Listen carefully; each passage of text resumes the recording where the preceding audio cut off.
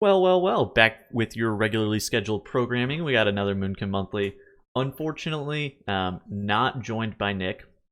Nick has currently got a lot of IRL stuff going on and can't make these for a little bit, so I'm just going to continue solo or with myself plus like another guest or a couple guests or whatever else ends up happening with that. So I want to keep bringing these for you guys because I do enjoy doing them legitimately, so I'm going to be continuing on with that. Sorry that this July version is a little bit late. I was kind of busy with Race to World First stuff. In other news, I'm also going to be casting the MDI again, so that got announced recently as well. So we got a lot of things going on soonish, but I should have a little bit more time with the MDI casting schedule relative to what I had for the Race to World First, because I was kind of casting a ton with the Race to World First, but now we should have a little bit more leeway. So just want to give a quick shout out to all of our Patreons. We got Mr. Sliggy, Solanus, Tiggs, Zwifta, Arui, Gesu, Krona, Nevernude, Pixel, and Seru. Thanks, guys. Appreciate it. All right, so basically what I've been missing so far is that we're going to be talking about Mythic Plus and then just Azshara's Eternal Palace in general, and as a Moonkin, like some of the things that I think about the encounters, some things that will help you end up playing out the fights or play out Mythic Plus a little bit better, just things you can improve on and what you should kind of be looking for, not only as just like a balanced druid, but as more of like a player too.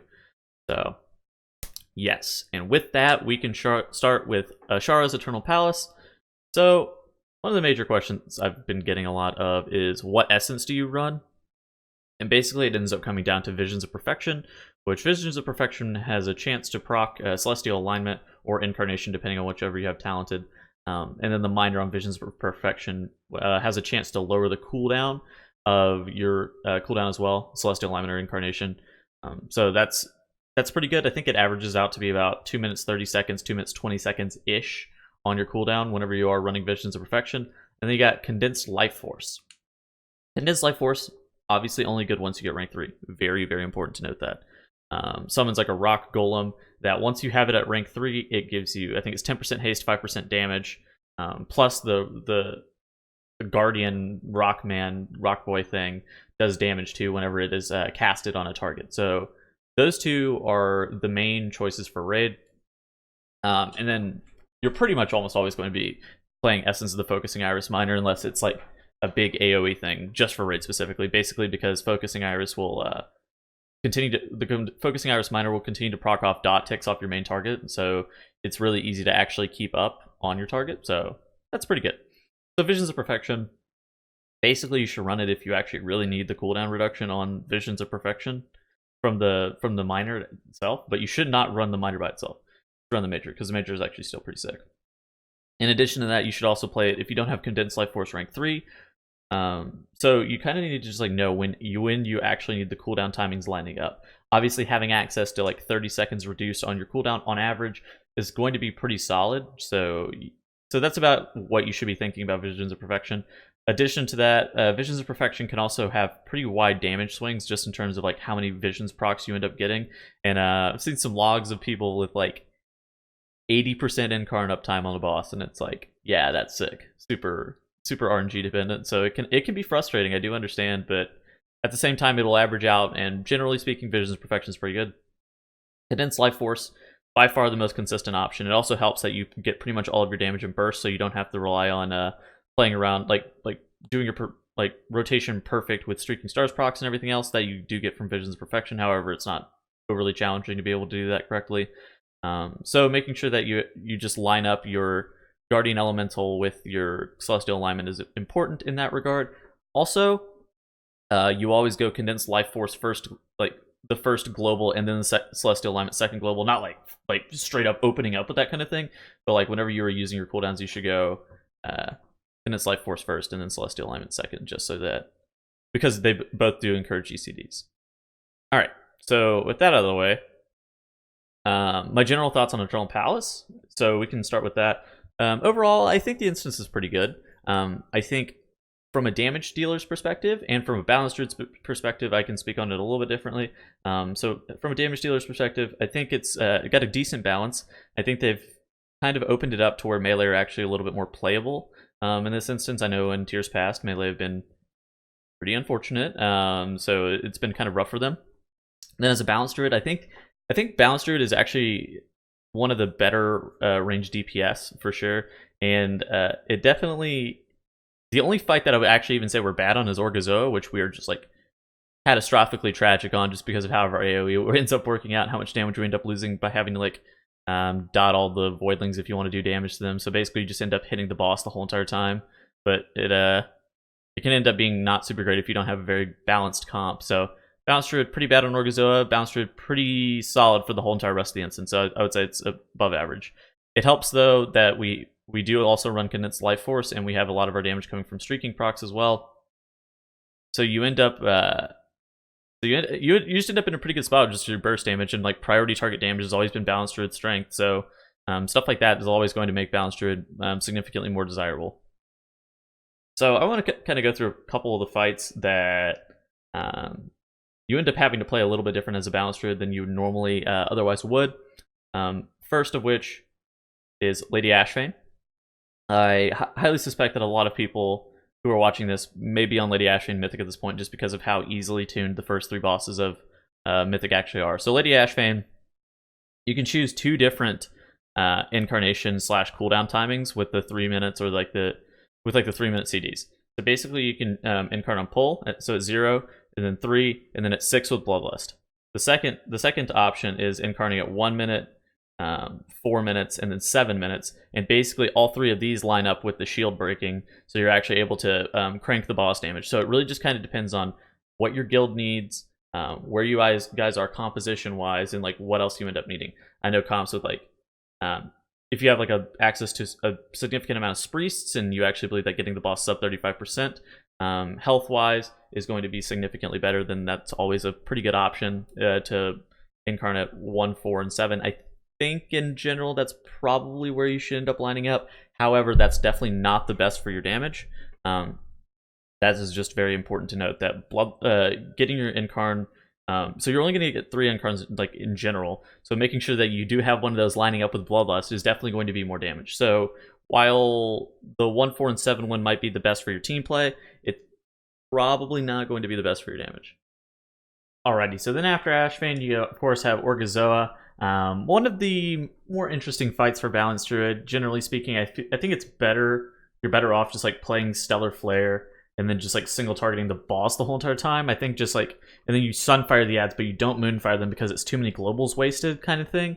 I think that just in general, there are way too many classes that are good at AoEing the ads that you generally should not be focusing your damage into them. You should be only focusing the boss. So that's how I think you should end up playing Orgozoa. Obviously, that fight's definitely not super great for us, like I talked about earlier. So that's something that is of interest and of note as well. Generally, though, I think Eternal Palace is a pretty cool instance. I'm kind of happy with how it turned out. I think it's kind of unfortunate that healing is so like memey this tier. I don't know. It's kind of like trivial, like in a sense. So first off, you have the Queen Ashvane staff. If you can wear it, you probably should wear it just in general. Especially if it's on par with if it's on par item level wise with the weapon that you already have. If you're going to take like a huge damage loss, maybe you shouldn't. But if it's already close to what you have, probably pretty good. On Ashvane though, I think I'd wear it almost regardless if you do have access to it, just because of how Ashvane works. But I think it's still kind of memey about like how healing ends up working out in this instance just as a whole, just because healers this tier outside of Orgozoa are just around for cooldowns. They're not really around for like throughput healing in any relevant capacity. Of course, on Orgozoa though, you actually do have to bring out your healing, but on Zakul, on Queen's Court in some regards, on Queen Ashvane herself even, you're literally just like cooldown bots that if you layer your cooldowns appropriately, then the whole entire raid just kind of lives, but you're actually not even actually doing any healing. And that's why we saw Queen Ashvane 2 healed, my friends. Just because of that reason exactly.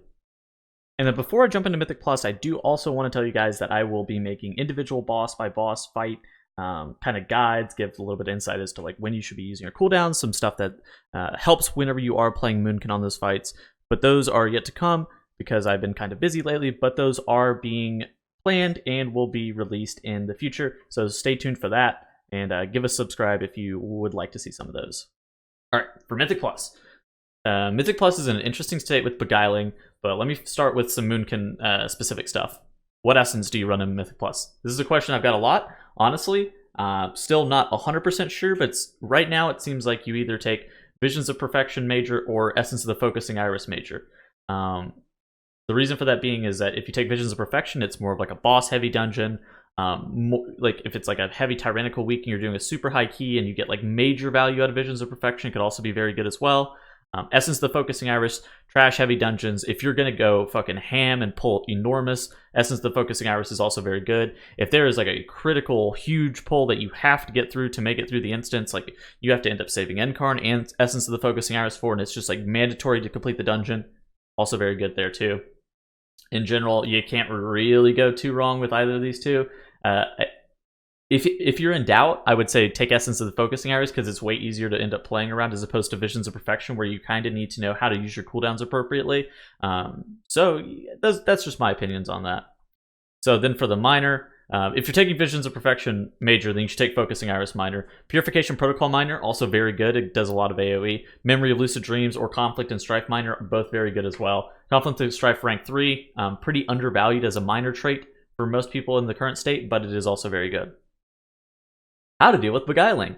So Balanced Druid actually has a lot of tools for Beguiling in general. So we get the Enchanted, or also known as the Arcane Emissary. It has like a dome around it that reflects damage. As Balanced Druid, you can just like spam Moonfire off of it, and you can continuously knock it back while spreading Twin Moons to the mobs that are nearby.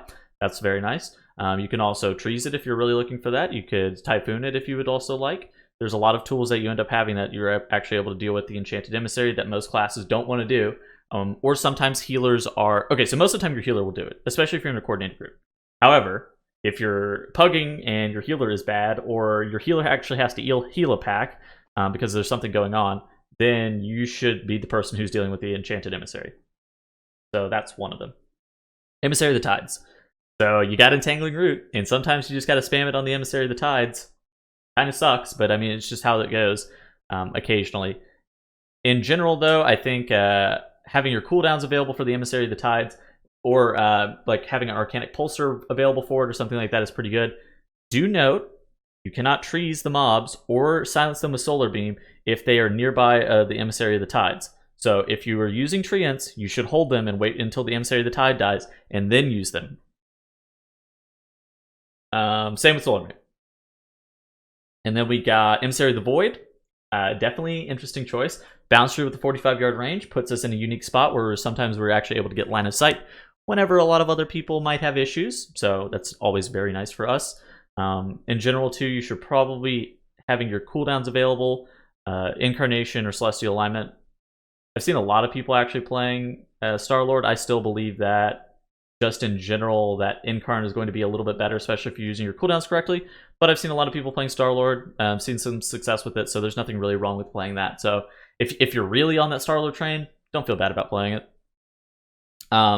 As I was saying, make sure that you have your 3-minute cooldown available for the Emissary of the Void, especially if you know that it's on a pretty big pack. You should be targeting it single target wise. Make sure that you just like dot up the pack and then you pop your cooldowns and lay into that mob, because once it ends up dying, the pack becomes significantly easier most of the time. Sometimes you're going to have to just like leave the Emissary of the Void off casting back really far away. I think I might have said Emissary of the Tides, I meant Emissary of the Void. Sometimes you're gonna have to leave it off casting pretty far away from your whole entire group, pull the mobs away from it. The range on outranging that is like 60 yards. So if you do end up outranging it, then you can come back and not have to burn like major damage cooldowns, and then you can just like kind of take it slow. But of course, that's like a big time sink to not be cleaving down at least something while you're dealing with that Emissary of the Void. So in general, I think Mythic Plus this season has been interesting. I know initially I thought it was going to be pretty horrendous, but I don't think it's great, but I do think it's better than I initially anticipated.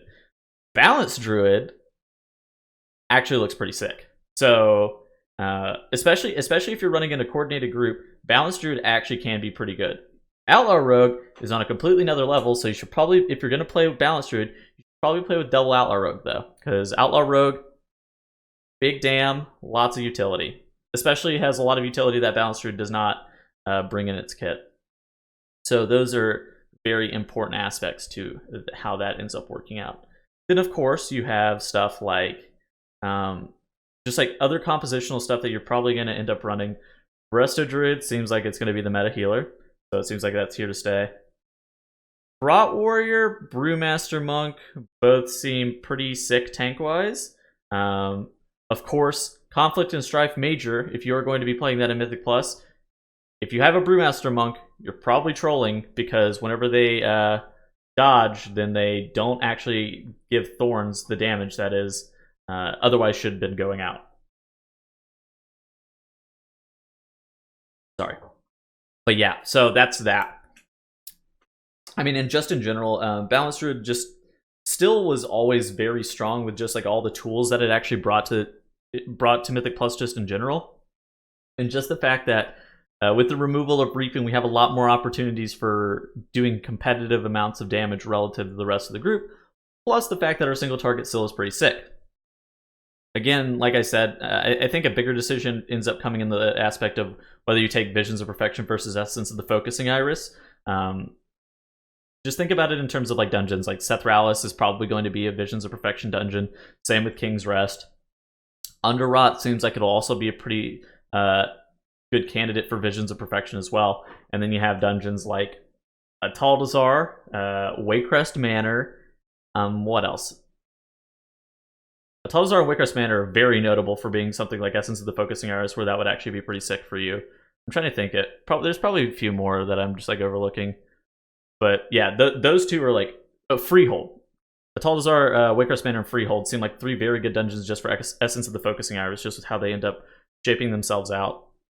And then, of course, it also just kind of takes into account like how big you're going to be pulling. Does your LFG group actually want to pull sizable enough to actually make benefit out of Essence of the Focusing Iris? Are you actually going to get benefit out of your cooldowns? Does the pack actually last long enough for you to even be cooldowning that often? It's a lot of nuanced stuff that you end up having to think about a lot of the time. So there's always a lot to end up thinking about in that regard as well. All right, so I think that is going to do it on this pretty short variant of Moonkin Monthly here. I just wanted to kind of give you guys a little bit of insight as into what's been going on, talk about a little bit of the raid, talk about Mythic Plus, gives a little bit of updates in regards to some of those things.